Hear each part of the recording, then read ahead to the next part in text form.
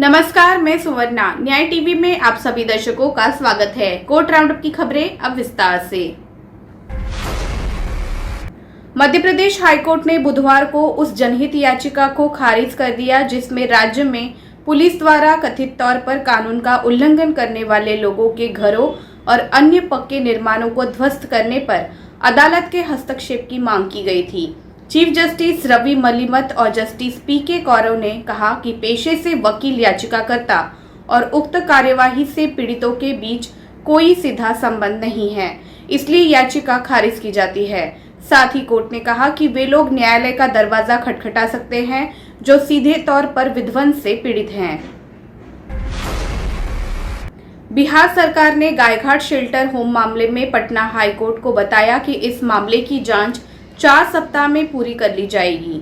सुनवाई के दौरान राज्य सरकार की ओर से पेश एडवोकेट जनरल ललित किशोर ने चीफ जस्टिस संजय करोल और जस्टिस एस कुमार की खंडपीठ के समक्ष प्रस्तुत किया। इस मामले की जांच 4 सप्ताह में पूरी कर ली जाएगी और पटना के एसपी द्वारा हलफनामे के माध्यम से स्टेटस रिपोर्ट कोर्ट के समक्ष प्रस्तुत किया जाएगा।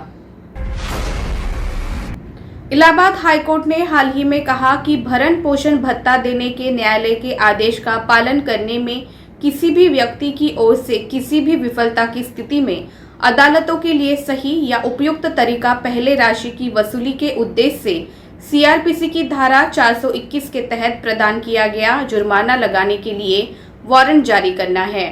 इसके साथ ही जस्टिस अजित सिंह की पीठ ने कहा कि भरण पोषण भत्ते का भुगतान न करने के ऐसे मामलों में दंडाधिकारी के पास सीआरपीसी की धारा 421 के तहत पहले से देय राशि को जुर्माने के रूप में लगाए बिना उत्तरदायी व्यक्ति के खिलाफ सीधे गिरफ्तारी का वारंट जारी करने का अधिकार क्षेत्र नहीं है। छत्तीसगढ़ हाईकोर्ट ने हाल ही में टिप्पणी की कि जब अनुसूचित जाति और अनुसूचित जनजाति अत्याचार निवारण अधिनियम 1989 का अपराध कानून का दुरुपयोग प्रतीत होता है तो कोर्ट के पास अग्रिम जमानत देने की शक्ति है। इसके साथ ही न्यायमूर्ति दीपक कुमार तिवारी ने अनुसूचित जाति अनुसूचित जनजाति अधिनियम के तहत एक आरोपी को अग्रिम जमानत दी। आरोपी अपीलकर्ता ने अग्रिम जमानत के लिए अनुसूचित जाति और अनुसूचित जनजाति अत्याचार निवारण अधिनियम 1989 की धारा 14A(2) के तहत अपील दायर की थी। दिल्ली हाईकोर्ट ने कहा है कि एक पिता अपनी पत्नी और बेटी को भरण पोषण देने की अपनी जिम्मेदारी से इनकार नहीं कर सकता, भले ही उसे अपने माता पिता की देखभाल करनी पड़ रही हो। इस प्रकार हाईकोर्ट ने फैमिली कोर्ट के उस आदेश को बरकरार रखा है जिसमें उसे पत्नी और बेटी को भरण पोषण देने का निर्देश दिया गया था। जस्टिस मुक्ता गुप्ता और जस्टिस नीना बंसल कृष्णा की पीठ ने कहा कि सिर्फ इसलिए कि बेटी अपने नाना नानी के साथ रह रही है, ये नहीं कहा जा सकता है कि पिता अपने बच्चे के प्रति अपनी जिम्मेदारी से मुक्त है। कोर्ट पति की तरफ से दायर एक याचिका पर विचार कर रहा था जिसमें 21 फरवरी 2022 को फैमिली कोर्ट द्वारा पारित आदेश को चुनौती दी गई है। फैमिली कोर्ट ने पति को निर्देश दिया था कि वो हिंदू विवाह अधिनियम 1955 की धारा 24 के तहत अपनी पत्नी व बेटी को प्रति माह 20,000 रुपए भरण पोषण के तौर पर प्रदान करे। इलाहाबाद हाईकोर्ट ने हाल ही में एक व्यक्ति को अपनी ही पत्नी और 3 बच्चों को जिंदा जलाकर मारने के लिए दी गई उम्र कैद की सजा को बरकरार रखा। अदालत ने कहा कि दोषी अपने अपराध की ओर इशारा करते हुए आपत्तिजनक परिस्थितियों की व्याख्या करने में विफल रहा है। न्यायमूर्ति सुनीता अग्रवाल और न्यायमूर्ति सुभाष चंद्र शर्मा की खंडपीठ ने कहा कि दोषी को उन परिस्थितियों के संबंध में धारा 313 सीआरपीसी के तहत उचित स्पष्टीकरण प्रस्तुत करने के लिए बाध्य किया गया था, जिसके तहत मृतक की घर के अंदर अप्राकृतिक मौत हुई थी। हालांकि वो ऐसा करने में विफल रहा।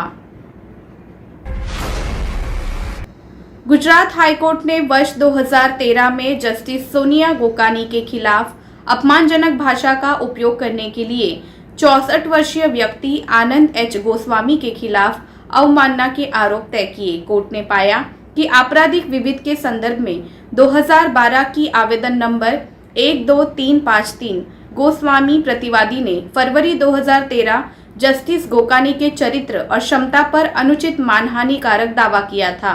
उल्लेखनीय है कि आनंद एच गोस्वामी प्रतिवादी के खिलाफ अवमानना मामला नंबर 2013 में शुरू किया गया था, जब एचसी ने प्रथम दृष्टया राय दी थी कि गोस्वामी ने जस्टिस गोकानी के खिलाफ उनके द्वारा किए गए संचार में अवमानना भाषा का इस्तेमाल किया था। गौरतलब है कि जस्टिस एमआर शाह और जस्टिस आरपी धोलारिया की बेंच ने 29 नवंबर 2013 को गोस्वामी को नोटिस जारी किया था।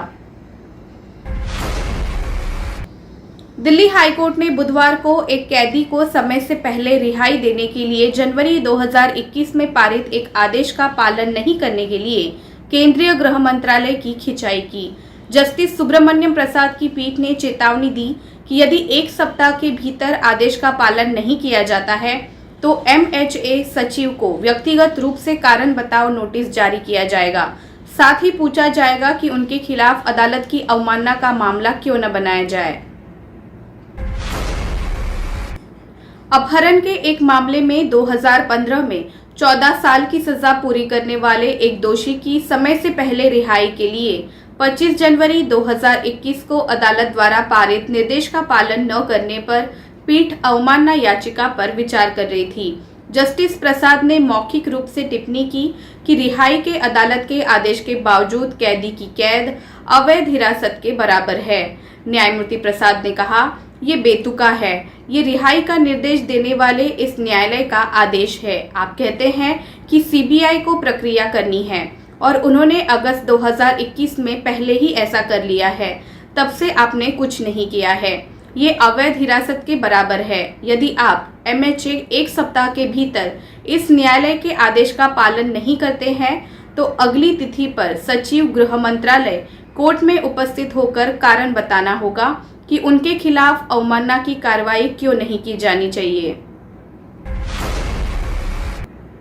बॉम्बे हाईकोर्ट ने हाल ही में कहा कि सक्षम प्राधिकारी द्वारा याचिकाकर्ता के चाचा के जाति प्रमाण पत्र को अंतिम रूप से अस्वीकार करने तक वो उक्त प्रमाण पत्र भरोसा करके मांगे गए लाभों की हकदार है। जस्टिस सुनीला बी शुक्रे और जस्टिस जीए सनप ने कहा कि भले ही याचिकाकर्ता के चाचा के जाति प्रमाण पत्र की वैधता के बारे में वास्तविक चिंताएं हैं और उस पर पुनर्विचार किया जा रहा है, फिर भी जब तक इसे पूरी तरह अस्वीकार नहीं किया जाता तब तक याचिकाकर्ता इससे होने वाले लाभों का हकदार है। मध्य प्रदेश हाईकोर्ट ने हाल ही में पॉक्सो एक्ट के प्रावधानों के तहत बलात्कार के आरोपी को दी गई जमानत को रद्द करते हुए कहा है कि हालांकि पीड़िता की मेडिकल रिपोर्ट में बलात्कार के बारे में किसी निश्चित राय का उल्लेख नहीं किया गया है, लेकिन इस रिपोर्ट में बताया गया है कि उनका हाइमेन टूटा हुआ था और उसकी योनि वजाइना में 2 उंगलियां आसानी से चली गई थी, जिससे प्रथम दृष्टया इस तथ्य की पुष्टि होती है कि उसका यौन शोषण किया गया था। जमानत रद्द करने की मांग करते हुए पीड़िता के पिता द्वारा सीआरपीसी की धारा 439(2) के तहत दायर आवेदन पर विचार करते हुए जस्टिस आर.के. दुबे ने कहा, हालांकि पीड़िता की मेडिकल जांच रिपोर्ट में ये उल्लेख किया गया है कि बलात्कार के बारे में कोई निश्चित राय नहीं दी जा सकती है, लेकिन इसके अलावा ये भी उल्लेख किया गया है कि हाइमेन काफी पहले से टूटा हुआ था और 2 उंगलियां आसानी से योनि में जा रही थी, जो प्रथम दृष्टया इस तथ्य की पुष्टि करता है कि उसका यौन शोषण किया गया था।